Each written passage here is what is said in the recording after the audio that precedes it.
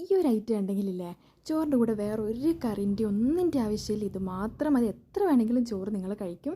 കാരണം അത്രയ്ക്ക് ടേസ്റ്റാണ്. അപ്പോൾ അതിന് നമുക്ക് ചെറുപയർ വേണ്ടത്. ചെറുപയർ നല്ലതുപോലെ കഴുകിയതിന് ശേഷം നമ്മൾ കുക്കറിലേക്ക് ഇട്ട് അതിലാവശ്യത്തിനുള്ള വെള്ളവും മഞ്ഞൾപ്പൊടി മുളക് പൊടിയും എല്ലാം ചേർത്ത് നമ്മളിതൊന്ന് വേവിക്കാൻ വേണ്ടി മാറ്റി വെക്കാം.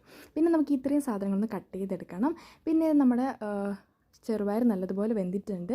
ഇനി നമുക്കിത് മാറ്റി വയ്ക്കാം. പിന്നെ ഒരു ചട്ടി വെച്ച് അതിലേക്ക് വെളിച്ചെണ്ണ ഒഴിച്ച് നല്ലോണം ചൂടായി വരുന്ന സമയത്ത് കടുക് പൊട്ടിക്കുക. പിന്നെ അതിലേക്ക് കായ്മുളക്, കരിവേപ്പില എല്ലാം ഇട്ടിട്ട് നല്ലതുപോലെ ഒന്ന് വഴറ്റിയതിന് ശേഷം പിന്നെ അതിലേക്ക് നമ്മൾ കട്ട് ചെയ്ത് വെച്ചിട്ട് വെളുത്തുള്ളിയില്ലേ അതും അതുപോലെ തന്നെ സവാളയും ചേർത്ത് കൊടുക്കണം.